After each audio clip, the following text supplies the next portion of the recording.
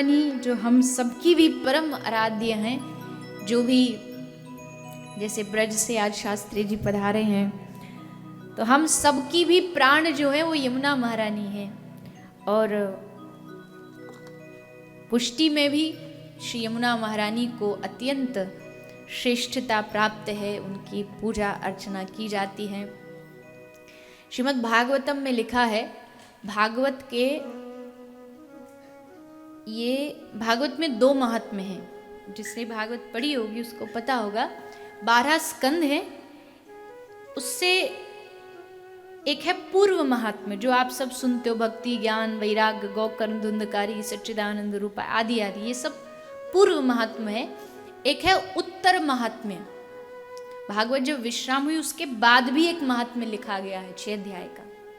उस महात्म्य में ये कथा आती है कि जब भगवान श्री कृष्ण पृथ्वी छोड़ के अपनी लीला विश्राम करके जब गोलोक चले गए, तो उनके जाने के बाद 8 जो रानियां थी उनको तो ठाकुर जी संग ले गए, लेकिन जो 16,000 रानियां थी वो सब यहीं पृथ्वी पर रहीं।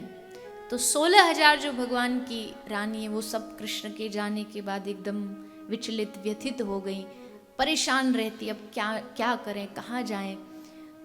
तब उन्होंने देखा कि यमुना जो है वो बड़ी प्रसन्न रहती है, एकदम आनंद में आच्छादित होके। तो रानियों ने यमुना जी से पूछा कि हे यमुने, हे कालिंदी, तुम भी तो कृष्ण की पटरानी हो, क्या तुमको कष्ट दुख नहीं होता कृष्ण तुम्हें छोड़ के चले गए? हम तो दिन रात उनके लिए रोती, तुम इतनी खुश क्यों? तब ब्रज का भाव कहता है कि उस समय यमुना ने कहा, मैं इसलिए प्रसन्न हूं क्योंकि मैंने कृष्ण के जाने के बाद राधा की शरण ग्रहण कर ली। मैं राधा नाम का उच्चारण करती हूँ, इसलिए मुझे कृष्ण विरह जो है वो संतप्त नहीं करता। तो उन सब रानियों को वो पूरा चरित्र श्री कृष्ण और राधा रानी का श्रीमद् भागवतम के रूप में गिरिराज गोवर्धन में कुसुम सरोवर पर सुनाया गया।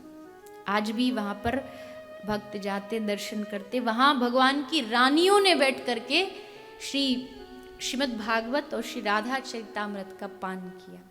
जैसा मैंने कई बार कथाओं में कहा है कि भागवत में राधा नाम इतने विस्तार से नहीं है, इसलिए लोग राधा चरित्र को समझ नहीं पाते हैं। उनको पता नहीं कि श्री राधा कौन थी, कृष्ण की आह्लादिनी शक्ति श्री राधा, कृष्ण का प्राण श्री राधा। उन राधा रानी के तत्व को जानना है तो मुझे लगता है कोई सच्चा जो ब्रज से प्रेम करने वाला होगा या ब्रजवासी होगा, वही श्री राधा रानी के उस चरित्र को समझ सकता और कह सकता है। बहुत सारे लोगों ने राधा रानी को कुछ कुछ बना दिया, कोई कहता प्रेमिका थी, कोई कहता कृष्ण धोखा दे दिया राधा को, आदि आदि अनेकों कहानियां बनाते हैं। हम राधा रानी ने ऐसी प्रेरणा दी है पिछले 2 वर्षों से, जब से कोविड हुआ। क्या था, कोविड में तो सब कुछ कथाएं वथाएं बाहर बंद थी, और इस कोविड के दौरान बहुत अच्छी अच्छी चीज़ें मेरे साथ हुई। मैं ये नहीं कहती कि ये घटना अच्छी रही, कोविड ने बहुत जीवन को अस्त व्यस्त किया, लेकिन कहते हैं ना कि कभी कभी थोड़ा सा ऐसा समय चाहिए जब आदमी थोड़ा रुक जाए, और रुक करके थोड़ा ब्रेक लग के वो अपने आप को पहचान पाए। तो मुझे वो समय मिला 2 साल, किसी से मिलना नहीं, कहीं आना जाना नहीं।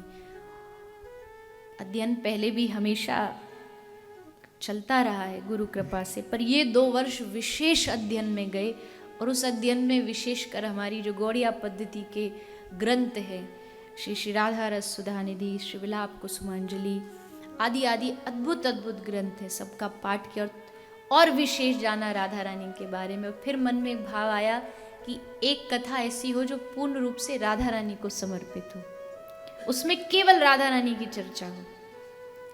तो ये वर्ष का जनवरी महीना और लास्ट ईयर जनवरी, 2 वर्ष से लगातार हम 7 दिन की एक कथा करते जिसका नाम होता है श्री श्री राधा चरितामृत। वो 7 दिन की कथा ही होती है, उसमें केवल और केवल राधा रानी की चर्चा। राधा रानी जो लोग जानते नहीं हैं कि कौन थी श्री राधा, कृष्ण से मिलन प्रथम बार कैसे हुआ, विवाह कैसे हुआ, वियोग कैसे हुआ, कुरुक्षेत्र में कैसे मिली श्री राधा, वो प्रसंग आदमी पढ़े या सुने तो एकदम हृदय, पत्थर हृदय भी पिघल जाएगा। ऐसा है श्री राधा चरितामृत। आपको भी अगर मन हो राधा रानी को जानने का, वैसे तो मेरी वाणी में सामर्थ मेरी क्या, यो ब्रह्म रुद्र शुक शंकर भीष्म मुख्यैरारक्षितो न सहसा पुरुषस्य तस्य ब्रह्मा सद्यो मनंत सत्यम श्री राधिकाम। अब ये एक ब्रज वाला ही कह सकता है, ब्रजवासी ही जानता है। ब्रह्मा विष्णु भीष्म शुक नारद, ये जितने हैं ये सब एक इच्छा लेके पड़े रहते, क्या, राधा रानी के चरणों की रज मिल जाए, चरणों की धूल मिल जाए। और आज तो मेरे पास एक वोट भी है,